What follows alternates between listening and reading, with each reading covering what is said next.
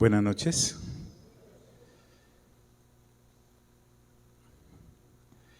Si usted es un hijo de Dios, una hija de Dios, tarde o temprano tendrá que hacerle frente a este versículo, sea en el Evangelio de Mateo, sea en el Evangelio de Marcos, sea en el Evangelio de Lucas, sea en el Evangelio de Juan. Hoy lo vamos a mirar en el Evangelio de Lucas.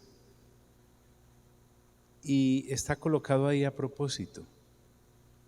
Recuerden que Lucas le escribe a Teófilo y le dice que este escrito lo está recibiendo porque Lucas ha investigado a fondo todos los hechos del Señor Jesús y se los ha colocado en orden, o por lo menos en el orden en el que un maestro de la palabra quiere instruir a alguien como Teófilo, un discípulo.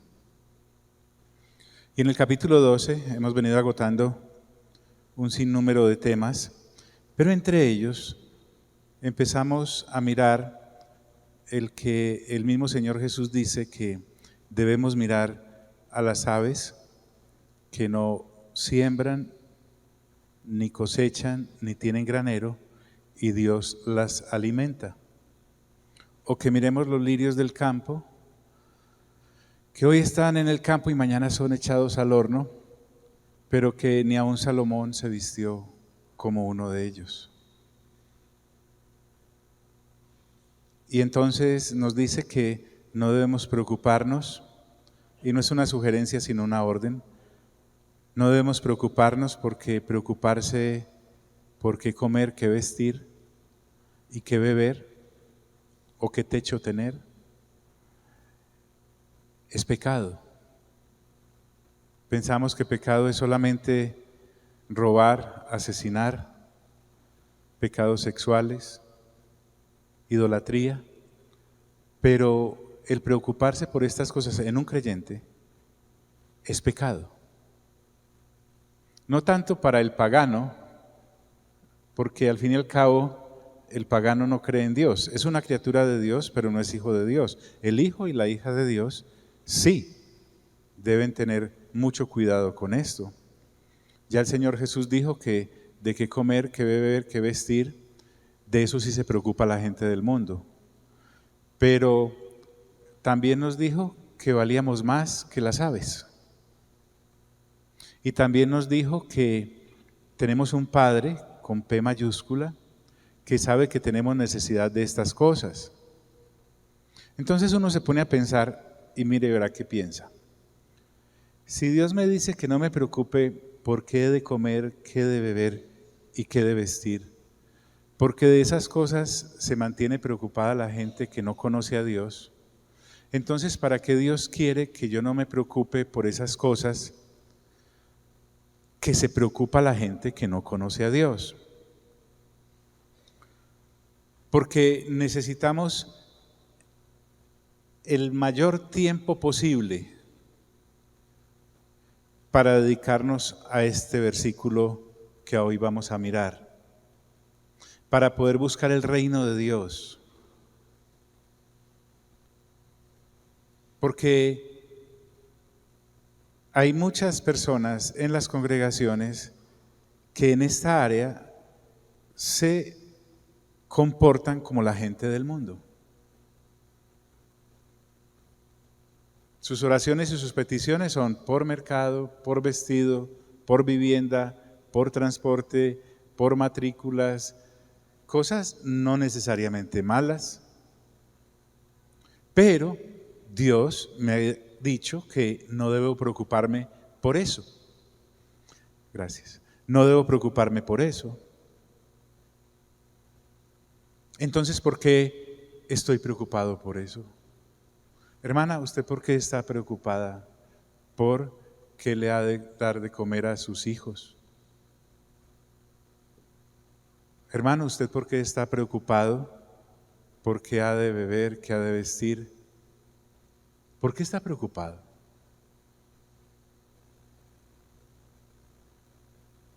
y lo disfrazamos de responsabilidad. No, es que él es una persona muy ocupada y no tiene tiempo para leer la Biblia porque es una mamá muy ocupada. Lo intenta, pero el trajín es tanto que se queda dormida apenas abre la primera hoja. Ahí en Génesis, versículo 1, ya está dormida. No ha pasado de ahí. Entonces nos dedicamos a consumir placebos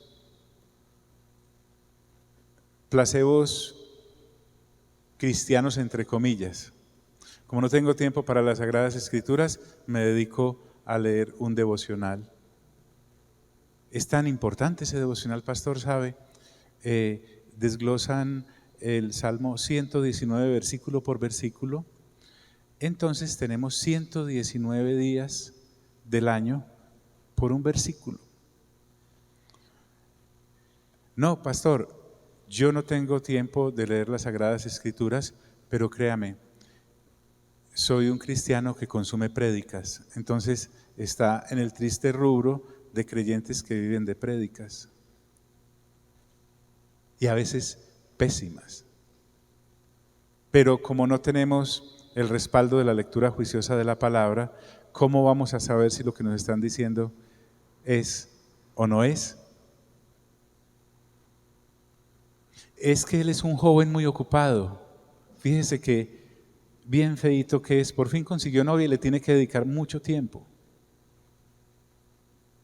Y precisamente en los días del servicio es que sale con ella, porque además la está evangelizando para ganársela para Cristo. ¿Y cómo se la va a ganar para Cristo? ¿Con qué armas si no conoce las Sagradas Escrituras? John, usted se está burlando. No creo. Esa es la triste vida de muchos. Entonces, abordemos esto con seriedad. Mas buscad el reino de Dios. Me está diciendo Dios, que es el Señor Jesús, que una vez he nacido de nuevo, escuche bien, tengo una única misión. Parece redundancia, pero no. Una única misión. Él no quiere que usted se dedique a nada más en su vida de creyente. Mientras le llega el tiempo de morir, o si estamos en la generación escogida, Él vendrá, y si estamos vivos seremos transformados. Y entonces nos reuniremos con los que ya murieron porque vendrán con Él para estar para siempre con el Señor. Primera de Tesalonicenses 4, del 13 al 18. Una única misión. Nada más debe ocupar mi existencia. Escuche, nada ni nadie más. He sido comprado porque recuerden que el Señor Jesús pagó con su sangre preciosa por cada uno de nosotros. He sido comprado por el Señor Jesús única y exclusivamente para buscar el reino de Dios y su justicia. Buscarlo es entenderlo. Buscarlo es escudriñarlo. Buscarlo es discernirlo. Buscarlo es vivirlo, es reflejarlo, es además creerlo. Buscarlo es moldear mi mente de acuerdo con los parámetros del reino de Dios y de su justicia. Buscarlo es establecerme en el reino, ser un habitante del reino de Dios, no un visitante de cultos. Y entonces me pongo mi ropaje religioso para los servicios. No más. Buscar el reino de Dios también es compartirlo. Yo quisiera que refrescara un poco su memoria y mire cuántas personas han conocido de Dios por usted. O sea, cuántas personas hoy en el reino de Dios independientemente de la congregación que estén, porque hay muy buenas congregaciones. Dios lo usó a usted, mi hermano y mi hermana, para parirlo en el reino de Dios, para que usted lo llevara como Cifra o Cifra y Fua, tiene nombre de lotería esas dos parteras, para que naciesen en el reino las personas que el Espíritu Santo quiere que nazcan. Solo hágase la pregunta y no se la responda, ni mucho menos le va a pedir que levante la mano. Buscar el reino de Dios es anunciarlo. Buscar el reino de Dios es desmontar la mentira y la falacia del sistema caído que antes me esclavizaba y me cegaba para buscar el reino de las tinieblas y servirle a su administrador, el diablo, para dedicarme realmente a lo que vale la pena hacia la eternidad. Entonces, si el Señor Jesús es el que está diciendo esto, si usted de este capítulo 12 se graba solo este versículo 31, con eso tiene. Porque el reino de Dios además, escúcheme, es real. Yo sé que usted tal vez es de las personas que le gusta ir a cine y vio a Narnia. Y entonces usted se imagina el reino de Dios como C.S. Lewis lo describe en esa película, y entonces usted además le gusta mucho el cine y se vio Noé y solo se quedó con eso, o sea que tiene una cantidad de demonios en la cabeza impresionantes, porque como los de Hollywood no aprecian el reino de Dios y su justicia, entonces ellos le cuñan algo así como que ellos crean que la haga más emocionante. O se vio Moisés y entonces, o se consagró en la semana pasada, tremendo, y estuvo no visitando los ídolos, pero sí se empapó del asunto y del tema. No, el reino de Dios es real. Estoy hablando del reino espiritual de Dios, del que no se ve, pero existe. Porque la fe es la certeza de lo que se espera, la convicción de lo que no se ve. O sea, Dios hizo lo que nosotros vemos de lo que no se ve, no de lo que no existía.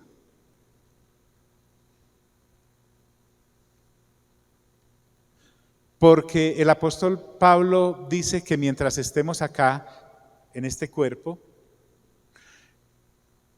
los creyentes caminamos por fe, no por vista. Pero cuando estemos ya frente a frente, cara a cara con Él, ya no necesitaremos la fe, porque todos estaremos viéndolo ya tal como lo creímos y como lo dicen las Sagradas Escrituras. El reino de Dios entonces es entender que Cristo Jesús vino a anunciar el reino. Si usted observa la primera intervención del Señor Jesús en el Evangelio de Marcos, Él comienza diciendo: el reino de los cielos, ¿qué? Se ha acercado. La gente, sí, ¿y dónde? ¿Cómo dónde lo trae? Lo que está diciendo, yo soy el reino. En mí se concentra todo, se condensa todo lo que Dios quiere, mi Padre, entregarles. No he venido a representarme a mí, he venido a representarlo a Él.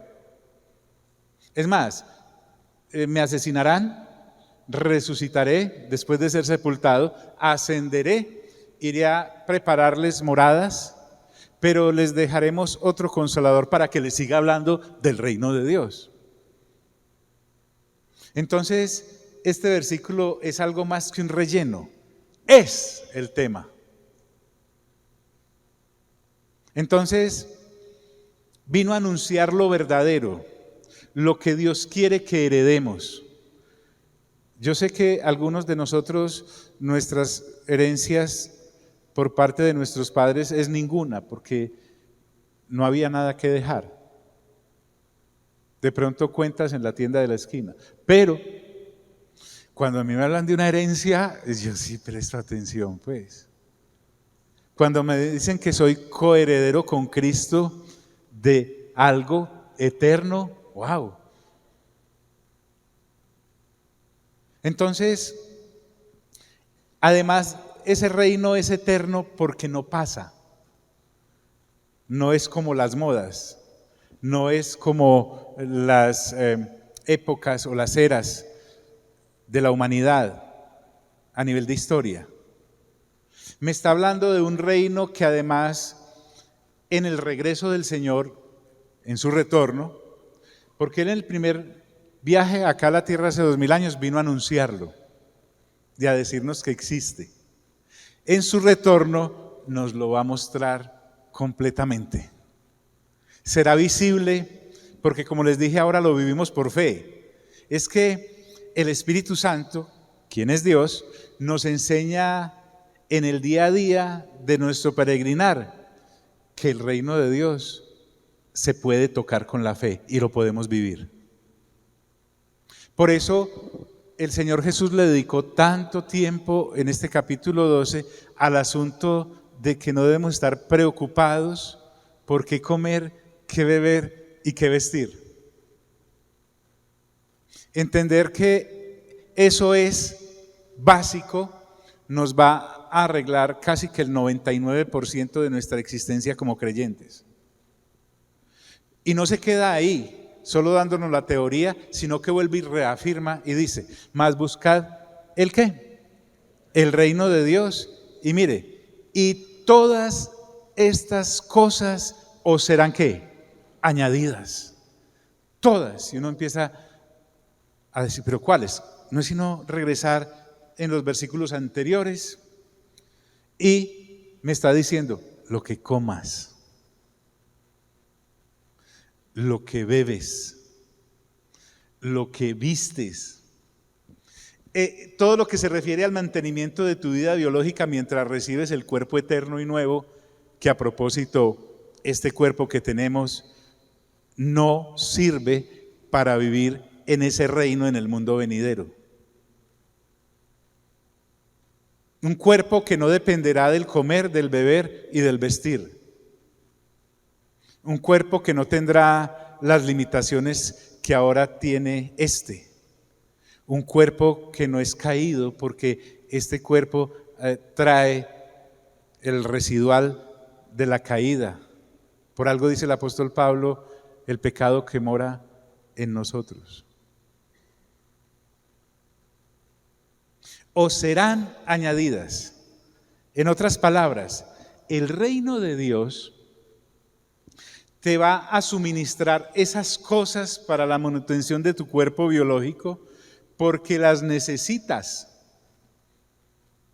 para que no se te muera de inanición, para que no se te muera de frío, para que no se te muera de una enfermedad, para que dure un poquito más mientras expandimos nuestra mente con el conocimiento del reino. Él necesita entonces que no estés preocupada por eso. Él necesita entonces que no estés preocupado por eso para que prestes toda tu atención y conozcas el reino de Dios que a propósito nos ordena buscar. Una vez buscado y encontrado, me ordena vivirlo como hijo y como hija de Dios. Hay un verso muy interesante en una de las cartas del apóstol Pedro y él dice más o menos esto: la vana manera de vivir que heredasteis de vuestros padres. Papá y mamá nos dieron el nacimiento biológico,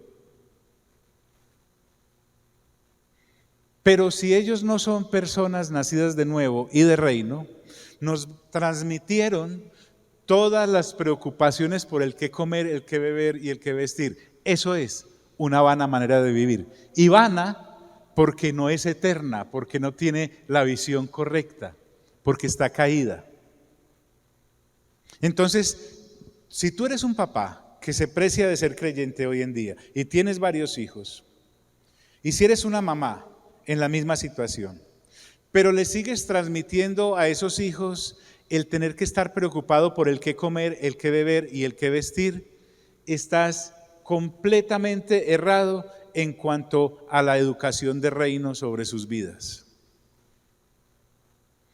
Y tú, hijo, que te precias de haber nacido de nuevo y ser creyente, debes estar constantemente revisando si lo que tus padres te están enseñando es reino de Dios o es reino de las tinieblas en sus principios, de no dependencia de Dios. Eso es fuerte lo que te estoy diciendo. Puede ser obispo, arzobispo, pastor. Pero si le estás transmitiendo eso a tus hijos, estás errado. O serán añadidas. El reino de Dios levanta hijos e hijas, sin importar la edad, completamente dependientes de su Padre Celestial. El reino de Dios no levanta hijos de familia que estén esclavizados y estén presionando a sus padres para que les den qué comer, qué beber y qué vestir. Se convierten en una solución de fe. El hijo y la hija de Dios que pertenece a una familia encuentra armas tremendas como la oración y tiene un cuarto secreto, puede ser el inodoro, cierra y allí habla con su Padre Celestial acerca de las cosas que necesita y además le pide que le use para también poderlas suministrar para su hogar y para su casa. El padre y la madre de Dios tienen un cuarto secreto. Pero es que mi marido no ora. Problema de él. Estoy hablando con usted, hermana. Y viceversa. En donde después de salir de allí completamente convencido y convencida por haber tocado el reino de Dios por la fe, porque se palpa, se come, se puede oler, puede salir a transmitirle fe a sus hijos, a su esposa, a su esposo, a su familia y a decirles: todo va a estar bien, porque estamos en manos de un Dios soberano. Somos sus hijos. No voy a ser el papá que me siento al comedor con mis hijos. Esta es la última cena. ¿Por qué? Me echaron del trabajo. Y cita la Biblia allá en el Primero de Reyes, como aquella viuda que estaba haciendo la última torta cuando llegó el profeta y después se iban a morir. Se secó el arroyo. Moriremos después de esto. O serán añadidas. Y entonces, cuando el Señor coge un tema, no lo suelta hasta que le ha sacado toda la sustancia. Porque a renglón seguido Lucas nos enfila en la misma situación y lo toca más de fondo, porque uno es cuando tienes alguna herida y tú crees que con un pañito de agua tibia tiene y vas donde el médico y él saca ese bombril y empieza a rasparse hasta que sabe a hueso. Y entonces toca el otro tema. No temáis. Es que escuche, ese no temáis va al lado de no os preocupéis. También es una orden. Usted le debe tener temor al temor y lo tiene que erradicar completamente de él, y la única manera es creyendo. Usted me dice: John, los mandamientos del reino, ¿cuáles son? Fuera de los normales, de los de Moisés, estos. Dice: no temáis. Así como no os preocupéis, es una orden. ¿Qué transmito? ¿Qué vivo? Escuchen esto. El temor es la plataforma desde la que legisla el sistema caído del mundo y Satanás. Casi me descerebro sacando esa frase. Es la plataforma. Desde el temor legisla el diablo y sus representantes.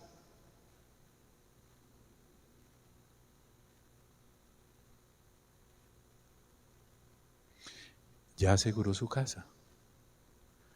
No, ¿por qué? Si lo hace como inversión, chévere, pero miren y verá el discurso. Y ahora con todos estos terremotos. Ah, ¿usted es creyente? Sí, sí, sí. ¿Usted no sabe que en Apocalipsis hay unos terremotos increchendo? O sea, empieza con un terremoto en el capítulo 6, creo que hay uno más adelantico, pero en el capítulo 16 está la mamá de todos los terremotos. Se aseguró. Y claro, ¿no? Pero, ¿y por qué no la asegura contra incendio? ¿Y por qué? Miren, John, entonces usted no asegura las cosas. Claro, no compró Abraham, el padre de la fe, una cueva para enterrar ahí la familia. ¿Por qué no? Pero el asunto es que te legisla con el temor y el temor te lleva al terror. Y entonces resulta que el Señor Jesús de entrada llega y me dice, no temáis. La gente que no es de reino no entiende eso, porque vive completamente en el mundo caído, en el sistema caído, que vive sobre el temor. No, el del reino es la fe que se palpa y te hace entender que la soberanía realmente la tiene el Señor. Es que porque no lo han descubierto las compañías de seguros, pero serían excelentes vendiendo seguros contra las acechanzas del diablo. Usted no sabe que el diablo existe, las acechanzas del diablo, y empieza a mostrar easy. Triunfarían y venderían gran cantidad de esos seguros en los templos cristianos.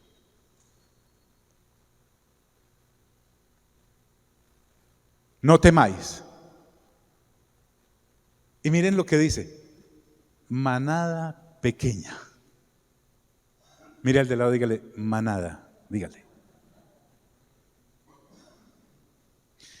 Escuche, usted y yo pertenecemos a una inmensa minoría.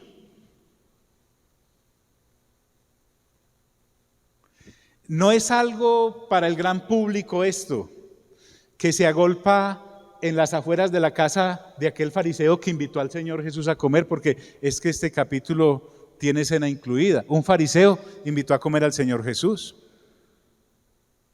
Pero de las ciudades cercanas vinieron multitudes, por miles se contaban, y el Señor Jesús salió de esa invitación y los encontró a todos ahí en la calle. Pero ahora el Señor Jesús va a circunscribir lo que está diciendo, que lo puede oír cualquiera, a sus discípulos. Y a los discípulos el Señor Jesús nos dice manada pequeña. Y es una manada pequeña comparada con la multitud que había ahí en ese momento, hace 2000 años, en ese momento histórico. Pero también lo podemos extender a la realidad. Y si usted y yo pensamos bien, es pequeño el grupo de discípulos de generación en generación que han sido llamados al nuevo nacimiento por el Espíritu Santo. Yo no sé si te has dado cuenta el privilegio que es que entre toda la gente que te rodea, el Espíritu Santo te haya escogido para nacer de nuevo. Es un privilegio que menospreciamos, no de boca, sino tácitamente, cuando nos comportamos como si fuéramos miembros de la gran manada y no de la manada pequeña. Todo aquel que no ha nacido de nuevo, puede ser tu mamá, tu papá, tu tía, el abuelo, tu hijo querido, tu novia del alma.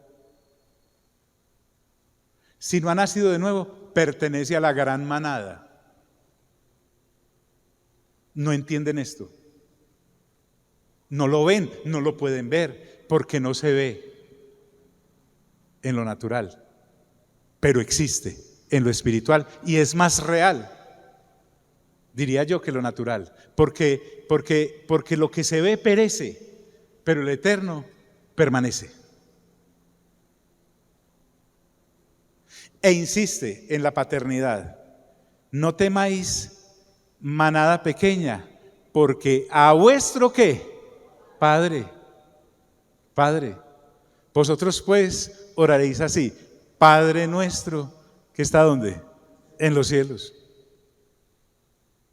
La oración del Padre nuestro no es para el que la ore, es para los hijos que la oran.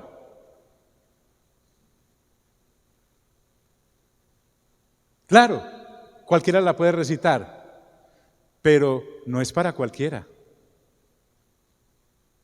Porque a vuestro Padre, escuche, el propósito de Dios Padre es incorporarnos en su familia, en la persona de Cristo Jesús.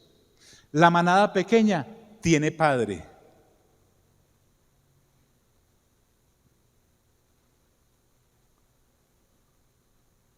El escritor a los Hebreos dice que el Padre, con P mayúscula, nos disciplina como a hijos. Porque, y me gusta la versión del 60 por la palabra que usa, porque dice así: porque si tu padre no te disciplina, te estaría tratando como a un bastardo. ¡Y qué palabra! Tiene como título de novela, El bastardo. Es aquel que no tiene papá que lo corrija. Es aquel que no tiene papá que lo instruya. Pero puede que nosotros seamos tan sagaces que a papá y mamá terrenales les evitamos la disciplina, pero con el Padre Celestial no es así. Y entonces entramos en la escuela de la disciplina del reino y Dios nos tiene que formar el carácter. Hay mucha gente que le teme a la milicia por lo estrictos, pero es que no conocen el cristianismo. El Dios del cristianismo empieza contigo, sigue contigo y acaba contigo hasta formarte el carácter de Cristo como debe ser. Por eso es que jugar a la religión es tan fácil para la manada grande, pero es completamente inevitable para la manada pequeña ser educados como discípulos del Señor. Es que el Dios eterno y consolador se ha hecho cargo de la manada pequeña. Este Dios eterno y consolador me está indicando que debo estar orgulloso de que Dios, el que todo lo ha creado, haya puesto sus ojos en mí y que no ha sido obstáculo para Él mi pequeñez para regalarme algo inmerecido como el ser llamado hijo suyo. Manada pequeña. No temáis, manada pequeña, mire usted, porque a vuestro Padre le ha placido ¿qué? Dígalo, daros el reino. Pero yo ¿cómo puedo apreciar el reino si no sé qué es el reino? Entonces es como aquel que no conoce los diamantes y piensa que es un pedazo de vidrio y pasa por ahí como, mira la botella de vidrio, ¿qué se quebraría ahí? Y sigue derecho. Pero el gemólogo, el que conoce, el que estudió para eso, mira a ver cuántos vienen con él. Nadie lo aprecia, se hace el bobo, sigue derecho, pero ahí vende todo lo que tiene para venir a comprar ese lote y empezar a escudriñar en esa mina. Porque él sabe que con lo que acaba de ver, con eso libra todo. ¿Qué habrá de ahí para abajo? Ese es el reino. ¿Le ha placido daros qué? El reino. Oiga pues, ese le ha placido es por simple gusto divino, porque Dios tiene sus antojos, porque a Él le place, por su querer misericordioso, por querer recibirnos. Es algo que un día Dios estaba sentado en su balcón y dijo: les voy a dar el reino. Y el hijo le dijo: ¿a quiénes? Y el Espíritu Santo: sí, ¿a quiénes? Y dice: ¿cómo así a quiénes? Los voy a crear. Y decidió crear la raza humana para suministrarse una cantidad de hijos e hijas conforme al carácter del hijo que tiene a su diestra. Porque quiere más de esos, así. No igualitos, pero sí con su carácter. quiero dar el reino y voy a crear la humanidad para dárselo. Pero si no existe, dijo por ahí algún ángel despistado, ¿y usted cree que de dónde salió? Quise crear ángeles por millones. Estás dimensionando el asunto. Claro, entonces ¿por qué el diablo te trabaja desde pequeño? Te mete en guardería para formatearte y te mete en el colegio para seguirte formateando y luego llegas al bachillerato y sigue después la carrera esa y las especializaciones. El diablo no le interesa que tú tengas 1 milímetro de mente para pensar en las cosas de Dios. No le interesa. Y métale miedo y métale preocupación. Pero el Señor Jesús viene hace 2000 años y dice, no os preocupéis, en una candidez, pero no de irresponsabilidad. John, es que me van a decir irresponsable. Nunca permita que el sistema caído sea de donde usted se nutra en apreciación.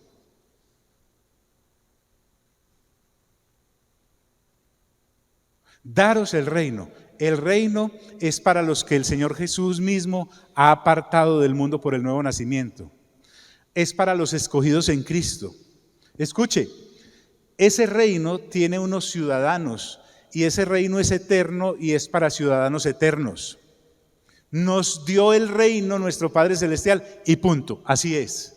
Yo no necesito más explicación, con que Dios me lo diga me basta. ¿Por qué? Porque tengo fe. ¿Y por qué tengo fe? Porque Él me la dio. ¿Y cómo sé que tengo fe? Porque tengo la capacidad espiritual de ir a las Sagradas Escrituras y verlo como los estatutos del reino, la manifestación del reino, y me deleito en comer reino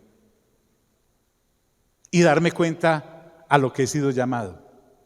Cada segundo que tú no dedicas a la lectura de la palabra de Dios, estás nutriendo tu ignorancia en el reino. Cada actuación que tú haces elevado, te decía, siquiera 1 milímetro arriba de lo que la palabra de Dios dice, estás en el terreno más inseguro porque te has salido del reino. Nos lo dio y punto, así es. Escuche, le voy a volver a leer. No temáis, manada pequeña, porque a vuestro Padre le ha placido daros el reino.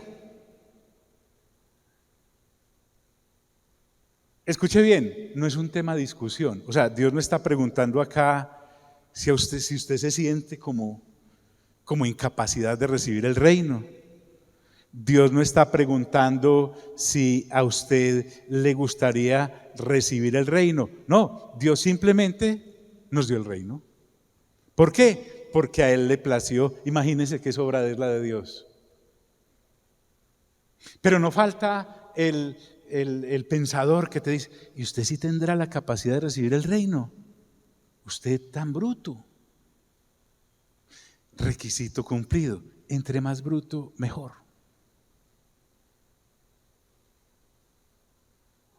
Bruto en cuanto a la academia del mundo caído. Porque los griegos buscan sabiduría, los judíos quieren señales. Entonces por eso Pablo les dice a los hermanos pagados de sí mismos en Corinto, les dice, ¿saben qué? Revisen, a ver si hay muchos entre ustedes que sean como sabios. ¿Algún Sócrates por ahí entre ustedes? ¿Platón acaso? ¿Acaso fue llamado al reino Epiménides?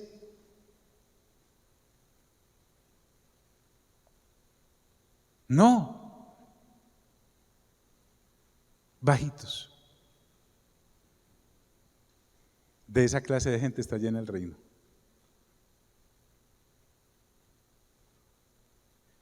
A mí me interesa mucho este asunto.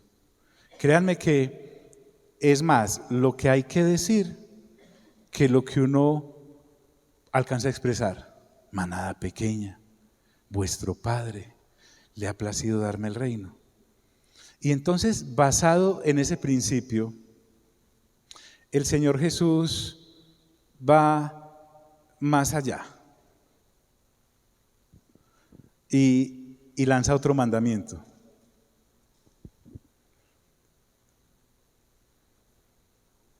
Sebas, ¿me puedes buscar el cursor? ¿Qué fue que me perdió? Imagine qué capacidad la que tengo, no encuentro mi cursor. Vended lo que qué. ¿No le parece mucha la coherencia? El Señor Jesús acaba de enseñarnos que no debo preocuparme porque qué, comer qué y qué, vestir. Ok, gracias. Si Él me acaba de decir eso y que además me dijo por allá en el versículo 15, ¿recuerdan el versículo 15? Que dice que la vida de un hombre no consiste en la cantidad de bienes que posee. Estamos hablando del sistema mundo, ¿sí? Es una locura o una incoherencia que ahora me diga esto. Porque si lo temporal no es lo eterno y la riqueza no es el oro y la plata, sino lo que el reino me da, ahora que me diga que venda las cosas que poseo, porque es que es muy fácil tener la fe con la plata de otro. ¿Ha oído el dicho? ¿Cómo es de fácil uno gastarse la plata de los demás? Entonces usted ve por ahí a alguien que hace una inversión y dice, pero yo hubiera hecho tal cosa. Si uno es el familiar que le está yendo mal y a otro le está yendo bien, y dice, pero debería mirar para acá. ¿Cómo es de fácil gastarse la plata de los demás? Así ocurre con las cosas en el reino. Es muy fácil decir, pero es que se debería donar eso. Es que se debería donar aquello. No. El Señor Jesús se mete con cada uno de los del reino y dice, vendan lo que poseen. Vendan lo que poseen. ¿Por qué necesita Él decirnos esa clase de cosas? Para ver hasta dónde el gusanillo de la avaricia lo tenemos allá metido. Y eso que algunos no tenemos ni de deudas. Qué difícil es soltarlas a veces. Entonces este tema no está en discusión. Tú y yo estamos de tránsito en este mundo caído y en su sistema putrefacto. Así es. Lo que tú y yo perfumamos con nuestro tiempo y nos trasnochamos y nos sacamos ojeras, estamos perfumando estiércol. Eso no va para la eternidad. Qué tenaz cuando el Señor nos habla así. Vended lo que poseáis, dice. Escuche, de acuerdo con la ¿están aquí mis amigos? Yo le suplico que no vaya a echar esta enseñanza en saco roto. Se lo suplico. Tiene este fin de semana aproveche que el fin de semana no hay programa del desafío y puede ocupar esa horita en volver a escuchar esto.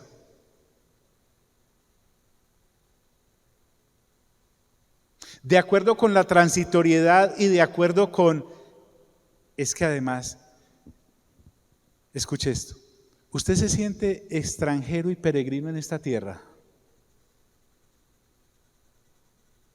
¿Ha viajado alguna vez? Así sea allí a Girardota. Usted no vive allá, usted no es de allá, solo fue allá a comprar unas empanadas porque las empanadas le dejó muy buenas. Pero usted ahí no tiene nada que lo ataje porque usted no vive ahí. Usted es extranjero y peregrino. ¿Se puede dar cuenta usted si realmente es hija del reino de Dios y su justicia? ¿O hijo?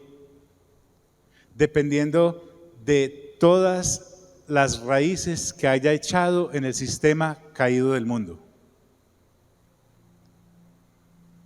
Todo lo que te ate a esta tierra te inhabilita para ser un peregrino y extranjero, porque dice nuestra Biblia que nosotros estamos esperando la ciudad celestial, donde Dios vive y donde nos va a poner a vivir a todos.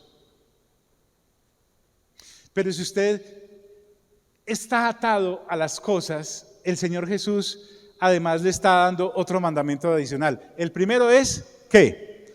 No os preocupéis. El segundo es, no temáis. El tercero es, vendan lo que poseen. Tranquilos que no les vamos a pedir las escrituras de nada, ni mucho menos el carro ese que está pagando a 10.200 cuotas. No se trata de eso. Usted tiene que evaluar hasta dónde es usted habitante y ciudadana de esta tierra. Porque podemos ser muy regionalistas, podemos ser muy nacionalistas, pero es que ya Dios a mí no me mide por ser colombiano y menos por ser paisa. Dios me mira a mí como ciudadano de su reino y de su justicia. El asunto es que yo no me siento de allá. John, yo sí me siento de allá. Sí. Es capaz con la primera parte de este versículo, vended lo que poseéis. Solo un peregrino y extranjero puede hacer eso. La orden de vender, ojo pues, no es un llamado a la miseria, mientras que el mundo te dice que si no tienes, eres un mísero, eres un inope, eres un paria. A ti el sistema del mundo caído te mide por la cantidad de cosas que posees o no posees. Pero el Señor Jesús ya me dijo en el versículo 15, la vida de un ser humano no consiste en la cantidad de bienes que posee. No consiste en eso. No es un llamado entonces a la miseria. Por el contrario, es un llamado a estar livianos de las cargas y de las ataduras del sistema caído que amarra y esclaviza a los suyos. Dios nos quiere libres, Dios no quiere ningún atado. Nos quiere libres, sueltos. Ensaye usted a correr 10 kilómetros, pero de saco y corbata, con su portafolio y su PC. Y además con los zapatos más altos que tenga mi hermana. Además con los niños cargados y el marido. Ensaye. No llega a 10 metros. La vida que Dios quiere para sus hijos es que estén libres. ¿Libres para qué? Para partir en cualquier momento. Sea que Él venga o te mueras. Ay, Dios no me hable de la muerte. Cómprele el seguro. Aquel.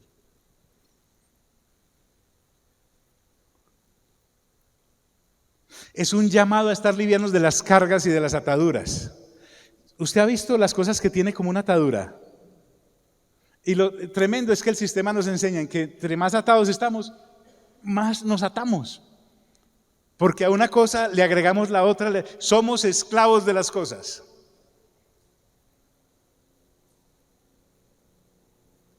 Hay esclavos muy organizados, claro que sí, pero no dejan de ser esclavos. Las cadenas pueden ser de oro, pero no dejan de ser cadenas. El sistema caído amarra a los suyos, les hace creer que lo temporal es lo eterno, a pesar de la evidencia de que las personas mueren y que no hay entierro con trasteo. No hay entierro con trasteo. Yo he ido a muchos entierros y no hay entierro con trasteo.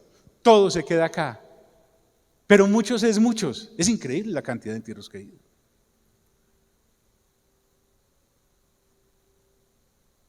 Vended lo que poseéis. Este mensaje hoy te está hablando porque si en este momento estás afligido y afligida y preocupada por el qué comer, qué beber y qué vestir, eso ya es una evidencia de que no eres peregrino y extranjero. Y estás enseñando a tu familia a no ser peregrina y extranjera.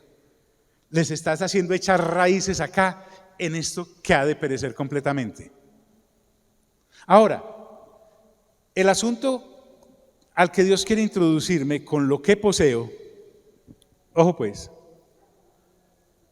es que no dependa de lo que poseo para sentirme hijo o hija de Dios. Hay un maldito, escuche, maldito evangelio de la prosperidad predicado por servidores del diablo que les hacen creer lo contrario a lo que el Señor Jesús está diciendo. No dependan de lo que poseen, es lo que el Señor está diciendo. Aquí nada es seguro. Desarraíguense. Vivan livianos, no pierdan el tiempo en lo que perece y a vida eterna no permanece. Eso es lo que básicamente el Señor está dando a entender. Recuerden que entre el público está aquel que en versículos anteriores al 15 se levantó en el discurso del Señor y le dice: Señor, dígale a mi hermano que parta conmigo la herencia. Y el Señor Jesús paró todo y le dijo: pero ¿quién me ha nombrado a mí juez o partidor de herencias? Lo que menos me interesa. Yo vengo es a darles la herencia. Vengo a entregarles la herencia del Padre. Lo que básicamente el Señor Jesús está dando a entender acá, escuche, es que no nos perdamos del hilo eterno al que Dios nos quiere conducir, que no termine en el ataúd. La codicia habita en nuestro corazón por la naturaleza caída que todavía arrastramos. Entendamos que cuando el Señor Jesús me dice que venda lo que posea, es porque hay un objetivo, y es dar limosna. Escuche, el Señor quiere que des limosna, no que vivas de limosnas. Y el sistema caído le enseña a la gente a vivir de limosnas, no importando si es en euros, en dólares o en viles pesos. El diablo no da, el diablo esclaviza con limosnas. El sistema esclaviza a la gente con limosnas. Entre más tengas en el sistema, más limosnero eres. Mira al de al lado, dígale: ay, ay, ay. Las riquezas de este mundo no son las que miden a una persona delante de Dios. Yo conozco cristianos ricos. Sí, lo vimos en 1 de Timoteo capítulo 6, pero por favor, si ya lo vimos. Pero mira lo que le dice Pablo allá en el versículo 17 de 1 de Timoteo, capítulo 6. Le dice a Timoteo: a los hermanos que tienen riquezas de este mundo, diles que no pongan su esperanza en ellas, sino que repartan. ¿Te das cuenta de la gran diferencia y el equilibrio en el discurso del Señor? Hombre, esto es poderoso. Me está diciendo entonces que el antídoto contra la codicia y la avaricia, que es la que esclaviza al mundo, es dar generosamente. Haga el ensayo. Entre todas las cosas que hay en su patrimonio, desde un par de medias rotas hasta su gran propiedad, vaya y escoja uno de esos anillos y véndalo y dele a alguien algo.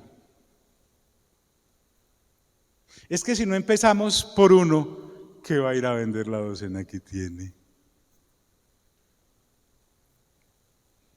Si usted no toma ese par de zapatos de 1958 que usó Elvis Presley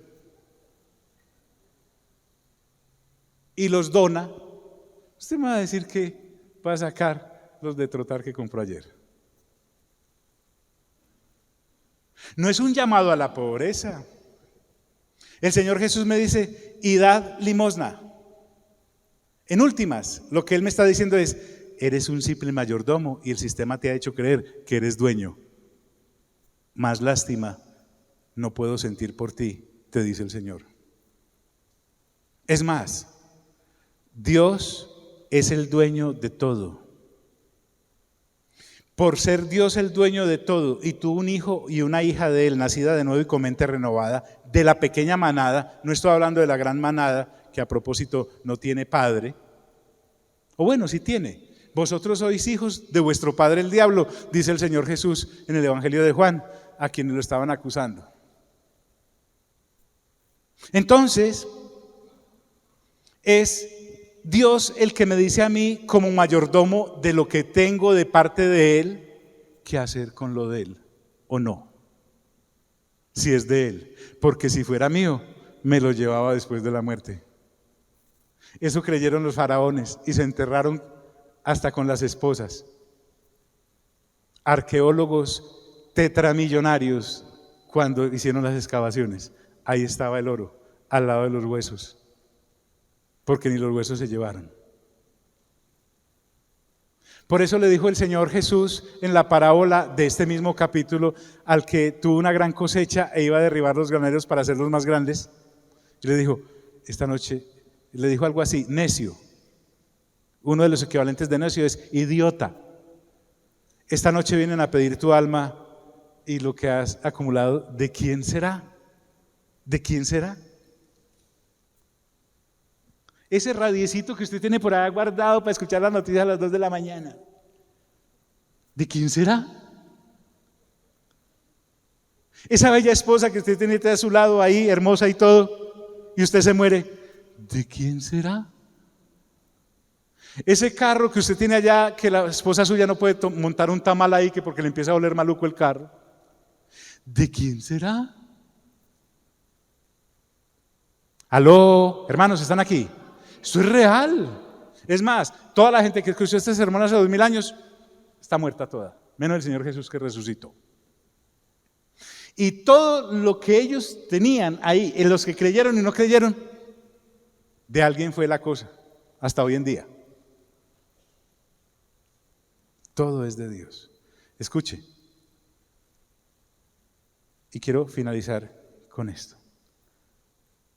1, no le estoy diciendo que tiene que ir a vender todo lo que tiene. Estoy diciéndole, y lo vamos a ver más adelante, que tiene que usted aprender a ser una persona generosa. Y escúcheme, la única forma de curar la avaricia es dando. No hay más. Mire que el Señor Jesús nos está diciendo, vaya y vendan todo lo que tiene y tráiganlo aquí. O sea, su pastor esta noche nos está diciendo, vaya, vendan todo lo que tienen y tráiganlo aquí. No. Y así salimos de aprieto. No estoy diciendo eso.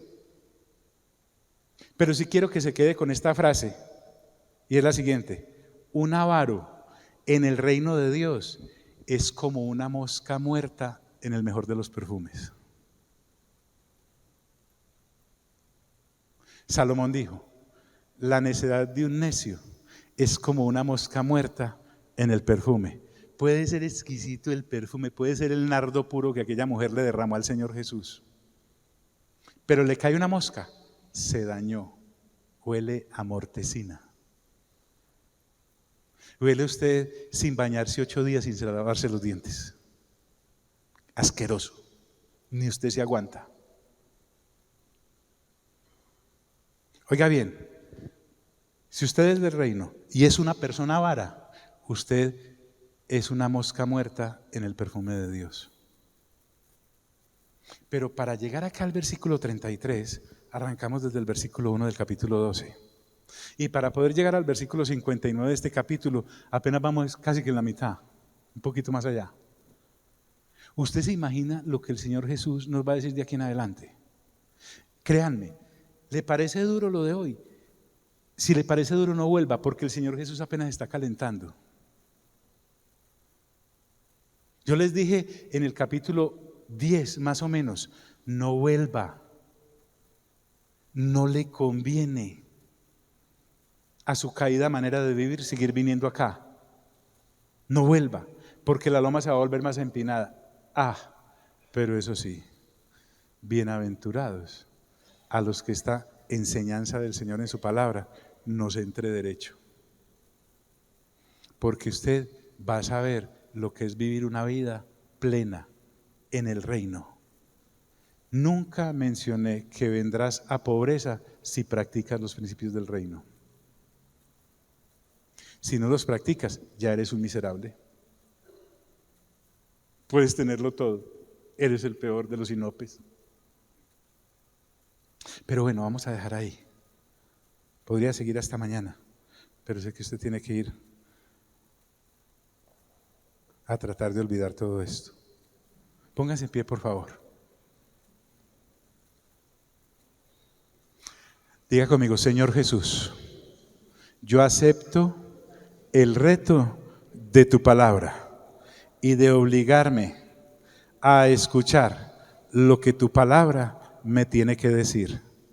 Espíritu Santo, en mis fuerzas no soy capaz de practicar de esto nada, pero sé que tú me las darás y podré ser un hijo del reino, en toda la extensión de la palabra. En el nombre de Cristo Jesús, amén, amén y amén. Dios nos bendiga a todos.